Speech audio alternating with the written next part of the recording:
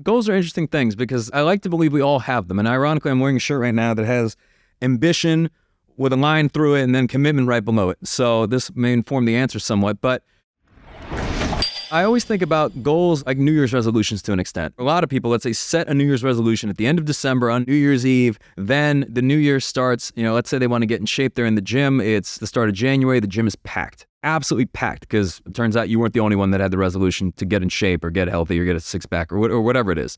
But then as the weeks go by and the months go by, the gym becomes increasingly less busy. And you wonder what happened, right? Everybody set these goals and yet most have abandoned them. In fact, I think the Harvard study showed that only about 3% of people actually complete the things that they set out to complete on average. I mean, it's so 97% do not. And it's fascinating to me because you already have a leg up if you have goals. So especially if you have written goals and you've written something down, because that's step one. Because if you don't have a goal, you can't really get anywhere that you haven't set out to get to. Let's say you have a goal, but then you really have no clarity over what that target is. So your goal might be, I want to grow my law firm, but there's no specifics there. And oftentimes, if you don't have a number associated with it, it's difficult, if not impossible, to know whether you've achieved it or not. So for example, if you say, I want to grow my law firm, well, do you want to grow it by $100? Or 100,000 or $1 million or 10 million. I mean, those are all very, very different. And what is growth really to you? I mean, that could be a very subjective thing. So you have to make it quantifiable, and you can set things like SMART goals, or you can make it specific and measurable and relevant and timely. And what's the A? Attainable. Attainable. Yeah, I hate that one. That's the reason why I don't remember it, because I'm like, what is attainable? It's just subjective, right? So don't be discouraged setting a goal that maybe somebody else believes is not attainable, but who knows? My point is that you have to have a goal and then have specifics associated with it to make it quantifiable to know whether you've achieved it or not.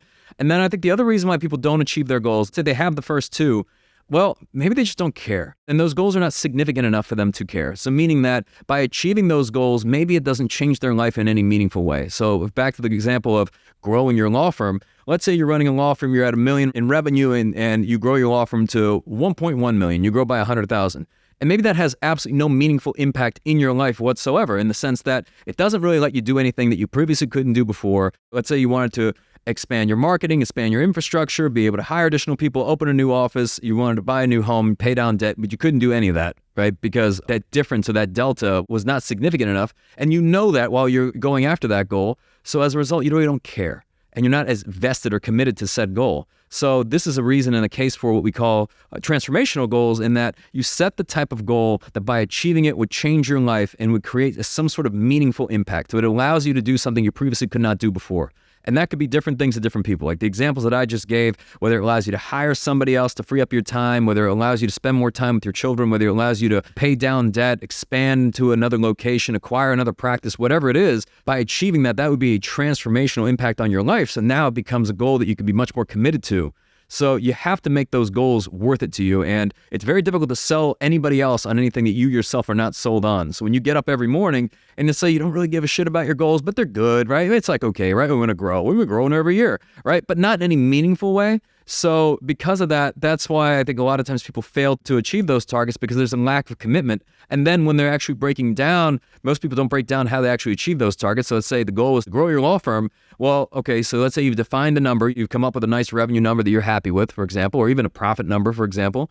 But then you think, okay, well, what's next, right? How do you break that down? Maybe you need to break that down by quarter. Maybe you need to break that down by month. What specifically has to happen in your organization? Maybe break it down by department. What are the key performance metrics that need to be hit for every single role or every single department within your firm every single quarter and every single month? And then by achieving it, the days add up to weeks, the weeks add up to months, the months add up to years. But that's how you do it. It's the same way. You see something that's insurmountable. What's the Navy SEAL expression? It's like, how do you eat an elephant? It's like one bite at a time. And you have to start somewhere. So the reality of it is that you have to get specific with a goal. You have to be able to break it down into something that's manageable chunks.